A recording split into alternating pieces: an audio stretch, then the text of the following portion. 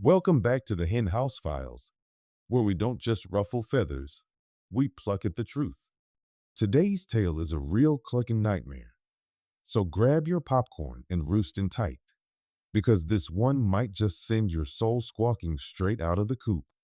Let's dim the lights and see what's playing at the Bellmoor Theatre. In the shadowy belly of downtown Elder Grove, Colorado, a town known more for antique shops and foggy evenings than any real excitement, stood a relic of a bygone age, the Bellmoor Theatre. Locals called it the birdcage because of its domed ceiling, ornate ironwork, and the unsettling way it trapped sound, especially footsteps that never seemed to match yours. Originally opened in 1928, the Bellmoor was one of the first talkie theaters in the region, a grand palace of cinema where elegance met art. Its red velvet curtains still hung, moth-eaten but proud. The chandeliers had tarnished to a bruised gold. The floors creaked like the boards remembered each step taken over the last century. After decades of decline and disrepair, the Bellmoor was nearly condemned. That is, until Tessa Caldwell, a former regional manager for a cinema chain in Denver, purchased it for a song. She saw history, potential, a passion project. But she bought more than a building. She bought a secret that had been hidden in the shadows of the projection booth for 70 years. Tessa was thorough. Every corner of the Bellmoor was inspected, photographed, cataloged. In her basement storage audit, she found vintage film reels, dusty popcorn machines, even a box of letters from the 1940s. But tucked behind a false panel in the projection booth was a single unmarked metal canister, wrapped in brittle paper with two words scrawled across it in faded red marker. Do not scream. Inside was a reel labeled The Veil, a lost psychological thriller from 1974, never released, rumored to have only screened once before being pulled due to disturbing audience reactions. Tessa was no stranger to weird cinema lore, and this was the perfect opportunity to host a cult film night for Bellmoor's grand reopening. She fixed up the Crown Auditorium, the Bellmoor's largest theater and the oldest part of the building. It had been shut down since the 90s after a leaky ceiling collapsed mid-show. Tessa repaired everything, even installing a new 35mm projector. The plan? One night only. The Veil, restored and reintroduced. A private screening with only 12 invitees. Tessa included herself. She wanted to see the film that the world forgot. She didn't know why it had been forgotten. Not yet. The evening was atmospheric from the start. Thick fog rolled through the streets, swallowing headlights. A strange static interrupted the pre-show music system. The chandeliers flickered like stage lights waiting for a cue. Inside the Crown Auditorium, 12 people settled in. Tessa stood in the back, sipping stale Coke and watching from the shadows. The film opened slow. A man wandering a mansion, searching for his missing wife. The color was muted, but that was expected. What wasn't expected was the timing of the music. The score seemed to sync with real-life sounds. Someone's cough, the rustle of a candy wrapper, even an accidental sneeze, were answered by the orchestra in the film. It was unnerving. 30 minutes in, the actors' mouths no longer matched their voices. A character screamed, but their lips remained closed. Another blinked out of sequence, eyes disappearing momentarily, replaced by pitch-black voids. There were glitches, but analog ones, burns, jumps, melting frames. Still, the reel was clean. Tessa had checked. One man in row G stood up, muttering, "It's behind me."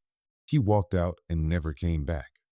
Security footage showed him standing in the lobby for a full hour, unmoving, before vanishing off camera. No one remembers him leaving. The next day, Tessa dug deeper into the Veil. There were no credits. No director, no studio, no distributor. She contacted a local film archivist, Daniel Lovick, who agreed to examine the reel. He only watched the first 10 minutes before demanding she destroy it. He claimed it was part of an experiment conducted in the 1970s, a subliminal film embedded with sub-audible frequencies in layered images, designed to affect viewer psychology. According to Daniel, the project was government adjacent, blacklisted. People who watched the original screening in 1974 experienced seizures, fugue states, and hallucinations. Some even committed suicide. Tessa asked how he knew all this. He whispered, "Because I was there." The next morning, Daniel was found dead in his apartment, surrounded by canisters of burned film. The coroner listed it as accidental. The burn marks on his eyes suggested otherwise. The Bellmoor's overnight projectionist, Dylan, began acting strange. Tessa found him muttering lines from the veil in his sleep. He started speaking in voices that weren't his. One night, he disappeared mid-shift. Security footage showed Dylan entering the Crown Auditorium. The screen was off, no show scheduled, and yet the projector was running. What it projected was never seen. The feed cut to static. When staff entered the auditorium hours later, they found only his shoes and headset placed neatly in the front row. A strip of film lay coiled around the seat like a serpent. It wasn't the veil. It was something older.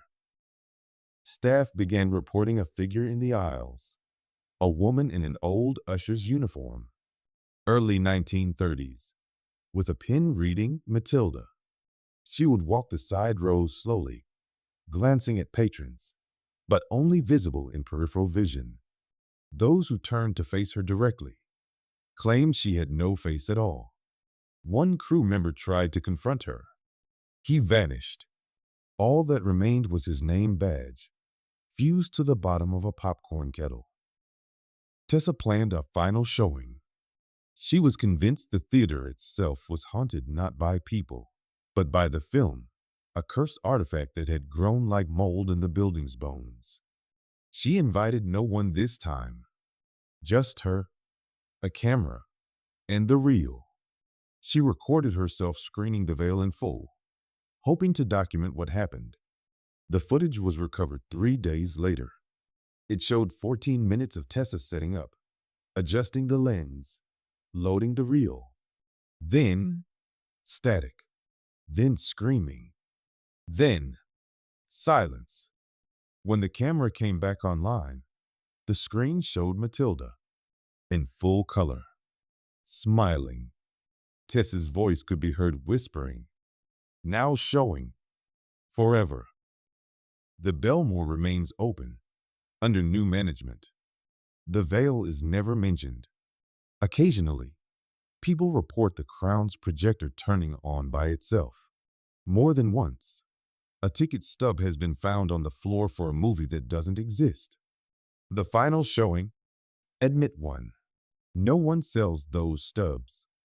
No one prints them, but they always smell faintly of burnt feathers.